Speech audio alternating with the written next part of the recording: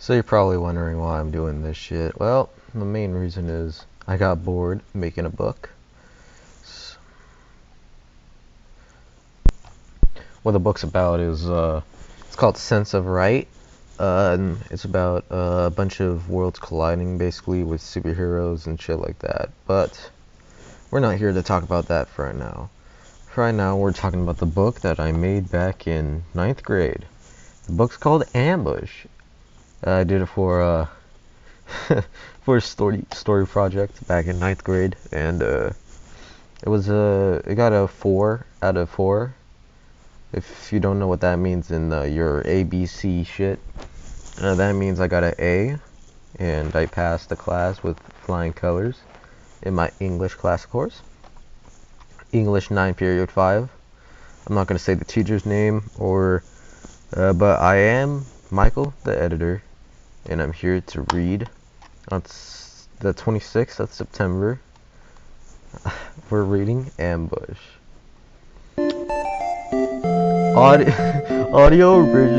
Audible originals. No job still? I questioned. My name is my name is Jahan Corbett.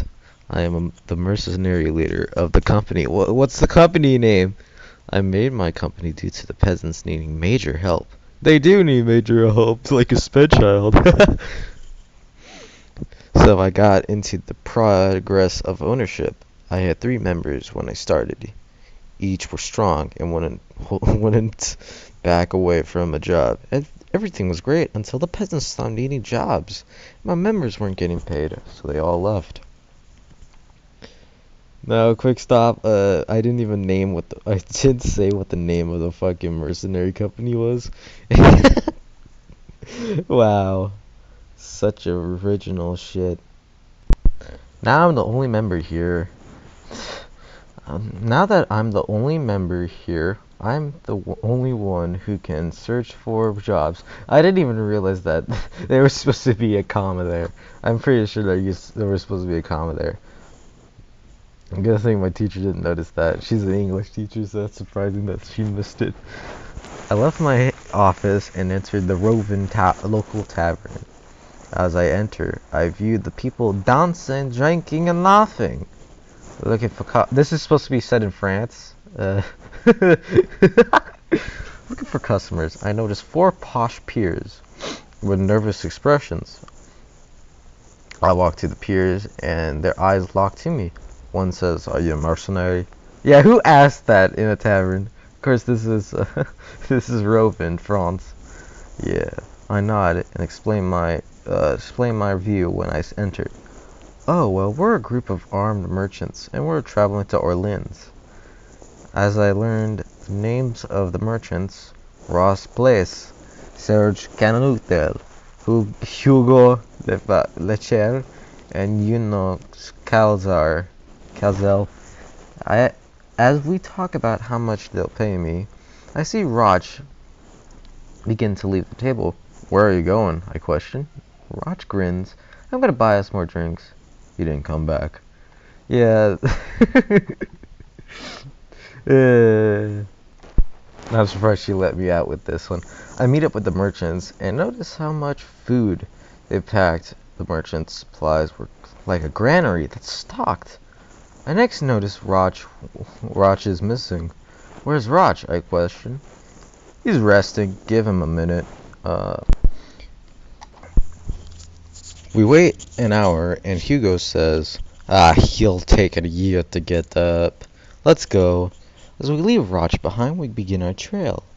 That was around 140 miles till we make it to Orleans.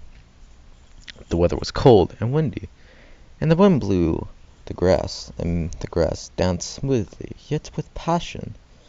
Stay in the wagon so I could keep a lookout for any bandits. We began to feel fatigued at the 8-hour mark. So we decided to eat some of our supplies. We stop in the middle of the forest. The merchants eat their buffet of food while I eat my dried rations. They tell stories about their past and laughing with joy. I keep an eye open for any thieves coming against the wagon. It's a mere minute when I hear rustling. I draw my blade and shield, commanding, "Who lies in the bushes? Come out!" A silence had erupted. Then out came the bandits. Around four wielding axes, one who wears a chieftain-like uniform. "Well, I didn't think we found the correct. I think we found the correct merchants, boys," said the chief bandit. "Who are you? What's your manifesto?" I demand. "Why, I'm Piers Vassallo, the ex-bandit king." Ex-bandit king? What even is that? I appraise the merchants. They shiver with fear and look tired. "They don't plan to harm," Pierre squabbles. "Let's talk. Hand over the 4 wagons and its horses, and you'll escape with your lives." I view the merchants, and Serge marches forward with his polished blade. "We won't surrender to mere peasants." "Oh," says Pierre. "Well, Roch will enjoy this." Oh my gosh. Roch? Pierre raises his hand and throws it down. "Yeah, throw your hand on the ground, huh? Yeah, I tried that once." Volleys of arrows fly at us. Around 4. I managed to block the ones coming to me, but my peers aren't very lucky. Serge had an arrow pierced in his leg. "Oh, man, I feel Serge's pain through the wound." Pierre laughs at the sight. Pierre's a barbarian! I can't defeat him unless I kill him." I shiver at the thought.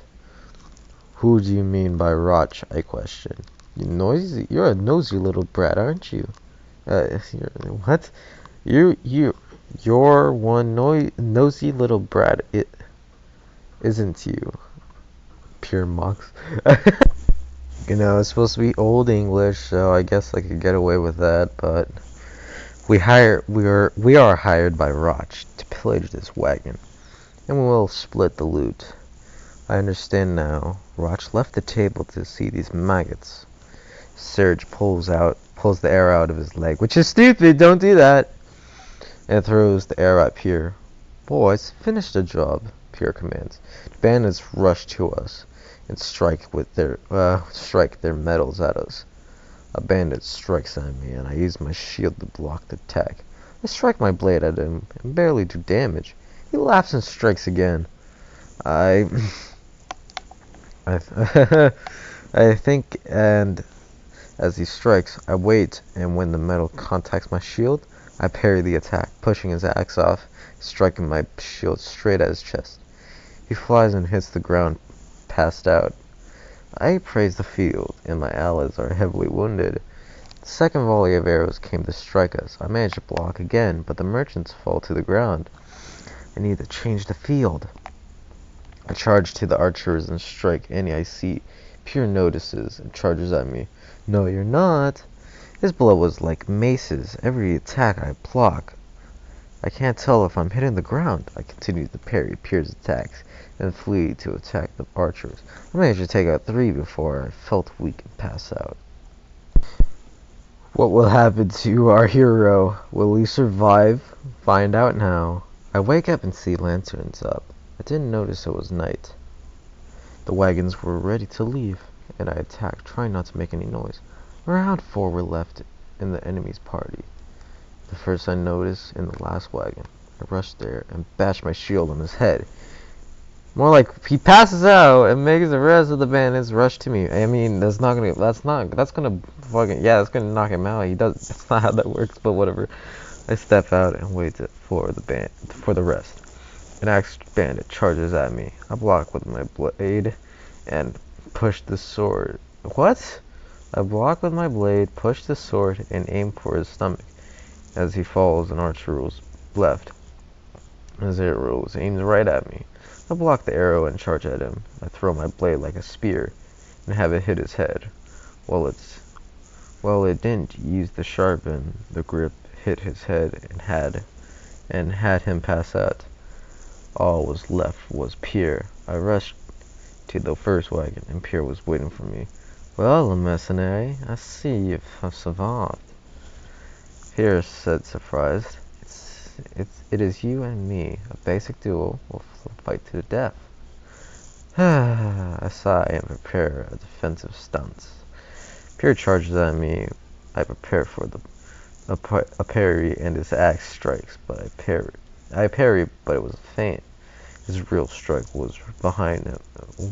His real strike was what was behind him. He strikes my back with a shank.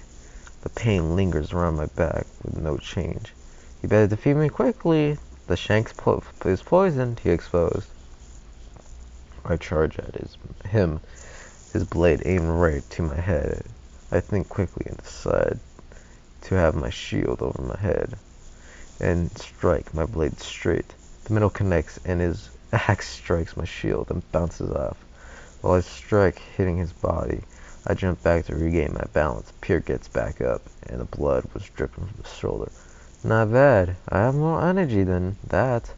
We deal till midnight when we're covered in fucking wounds. But Pierre's was heavy injury, but Pierre's was heavily injured, while mine are minor. But the poison had kicked in. I throw my blade at Pierre's, and when it makes contact, he falls. I walk to Pierre's and feel his heartbeat. He has passed, likely due to the wounds. I travel to the fallen merchants to do something, but it changed. They had a heartbeat, and they're still breathing. I load the merchants next to the arms, making sure they don't fall into them, and travel to the nearest town. Bam, bam. Thank you guys for watching. Make sure you leave a like, yeah, subscribe, and you make sure that you kill yourself.